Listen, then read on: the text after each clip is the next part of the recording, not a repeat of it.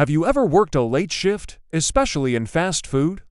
That quiet hum of the restaurant after closing, the empty chairs, the silence. It can feel a little creepy. I used to work the night shift at a McDonald's on the edge of town. It was an older building, one of those classic ones with the red roof, surrounded by a huge, dimly lit parking lot. Most nights were the same. Mop the floors, clean the fryers, and count down the minutes until I could go home. But one night, things took a turn. It was around 2 a.m., and I was the only one left. My manager had locked up and gone home, leaving me to finish the final cleaning checklist.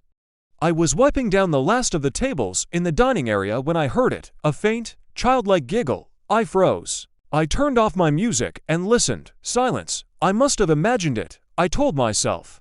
Probably just the ice machine making a weird noise. I went back to cleaning, but my heart was pounding. A few minutes later, I heard it again, clearer this time. A little girl's giggle, coming from the playplace. Now, our playplace was old. The kind with the twisting tunnels and the big, creepy plastic Ronald McDonald statue sitting on a bench.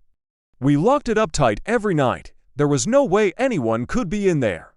I grabbed the heavy-duty flashlight we kept under the counter and walked slowly toward the glass doors of the playplace. My hand was shaking as I pointed the beam of light inside. The colorful tubes and slides were cast in long, distorted shadows. Everything was still, and then I saw it. On the bench, right next to that smiling, plastic Ronald, was a small, shadowy figure. It looked like a child, hunched over, with long, dark hair covering its face. I couldn't breathe. My mind was screaming at me to run, to get out of there, and never look back. But I was frozen to the spot. As I stared, the figure slowly lifted its head. It didn't have a face. It was just a smooth, blank surface, like a mannequin. But then, a wide, jagged smile split across it, stretching impossibly far. That's when I snapped out of it. I didn't even grab my stuff. I sprinted to the back door, fumbled with the lock, and burst out into the cold night air. I ran all the way to my car, jumped in, and sped off, not daring to look in my rearview mirror. I called my manager from the road, hyperventilating, trying to explain what I saw. He told me I was just tired, that my mind was playing tricks on me. I quit the next day. I couldn't bring myself to even drive past that McDonald's for months, but here's the really scary part. A few weeks later, I was talking to a friend who lived in the area, and I told him the story. He went pale. He told me that years ago, a little girl had gone missing from that exact McDonald's. They searched for days, but never found her. Her favorite spot was the playplace. She was last seen sitting on the bench next to the Ronald McDonald statue. They say her spirit never left. So next time you're at a quiet McDonald's late at night and you hear a little giggle, maybe it's not just the ice machine. Thanks for watching. If you like this story, hit that subscribe button and turn on notifications so you don't miss the next one. Stay safe out there. I used to love late-night drives. There was something peaceful about the empty streets, the city asleep. My go-to stop was always the 24-hour McDonald's on the edge of town, right before the highway turned into a long, dark stretch of nothing. It was a ritual, a Big Mac, large fries, and a Coke to fuel the rest of my aimless journey.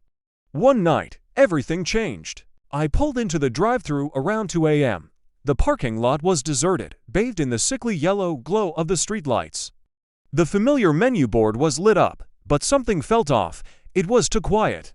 Usually, you can hear the hum of the kitchen, the faint crackle of the speaker. Tonight, there was only a deep, unsettling silence. I rolled up to the speaker box and waited, and waited. Just as I was about to drive off, thinking they were closed, the speaker crackled to life. But it wasn't the usual cheerful, slightly tired voice. It was a low, raspy whisper, like dry leaves skittering across pavement. It said, "Welcome, what can I get for you?" The voice was so distorted, so unnatural, it sent a shiver down my spine. I hesitated, then forced myself to speak. Can I get a number one, a Big Mac combo, with a Coke?" There was a long pause. The silence stretched out, thick and heavy.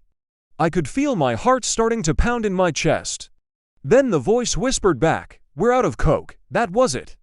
Nothing else, just those 4 words, spoken with a chilling finality. "Okay," I said, my own voice trembling slightly. Sprite is fine. Another pause, longer this time. I started to feel a real sense of dread creeping in. This wasn't just a weird employee, something was seriously wrong. Finally, the voice came back, lower and slower than before. Drive to the first window. I let out a breath I didn't realize I was holding and put the car in drive. As I rounded the corner, I saw the first window was dark. Completely black, no light, no movement, nothing. My stomach lurched. This was wrong. This was all wrong. My hand was hovering over the gear shift, ready to peel out of there, when the speaker by the window crackled again. The same raspy whisper, "The first window is closed. Please proceed to the second." My blood ran cold. The voice was coming from right beside my car, yet the window was empty. Every instinct was screaming at me to leave. But I was frozen, caught in some bizarre, terrifying trance. I slowly, reluctantly, rolled forward to the final window. And what I saw there will haunt me for the rest of my life. The payment window was also dark, but as I got closer, I could make out a shape inside. It was a person, but their face ... it wasn't right. It was pale, unnaturally so, with eyes that were too large and completely black, like deep, empty pools. And the smile ... it was stretched impossibly wide, filled with too many teeth. It wasn't a smile of welcome, it was a predator's grin. The figure slowly raised a hand and tapped on the glass. Tap, tap, tap. Each sound was like a hammer blow to my sanity.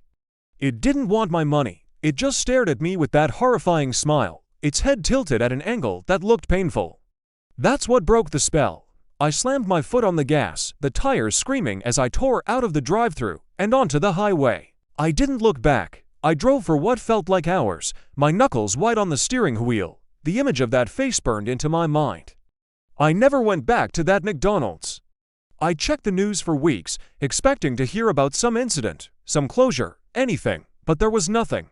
It was like it never happened. Sometimes, late at night, when I'm driving and see those golden arches glowing in the distance, I feel a cold knot of fear in my stomach. And I just keep driving. Thanks for watching, and if you have a scary story of your own, share it in the comments. Don't forget to like and subscribe. Stay safe out there. Have you ever worked the night shift at a fast food place? It can get pretty weird. I used to work at a McDonald's on the edge of town, right off a quiet highway. Most nights were dead, just me, the humming of the freezers, and the occasional trucker wanting a late-night coffee. But one night, things took a turn I'll never forget. It started around 2 a.m., the drive-thru bell dinged, and a voice crackled through the speaker. It was a kid's voice, maybe 7 or 8 years old, and he just said, "Can I get a Happy Meal?" I told him the price and to pull up to the window. But when I looked, there was no car, just darkness.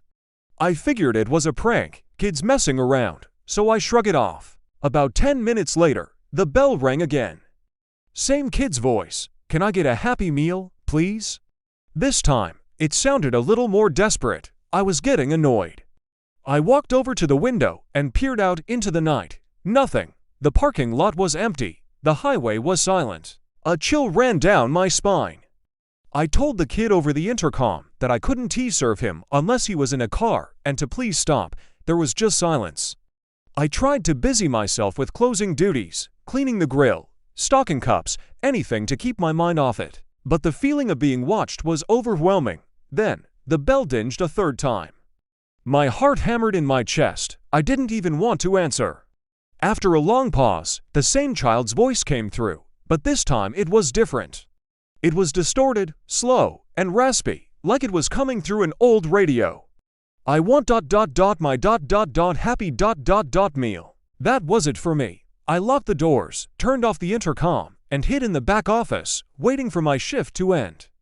I kept thinking I heard little taps on the drive-thru window, but I was too scared to look. When the sun finally started to rise and the morning shift manager arrived, I practically sprinted out of there. I quit the next day. I later heard some local legends about a car accident on that highway years ago. A family was on their way home, and their little boy had just gotten a Happy Meal. They said he was so excited about his toy. They never made it home. People say his spirit still wanders that stretch of road, just looking for his meal. I don't know if it's true, but I know what I heard. And I know I'll never look at a Happy Meal the same way again. So, what's the creepiest thing that's ever happened to you at work? Let me know in the comments below. Thanks for watching, and don't forget to subscribe for more strange stories.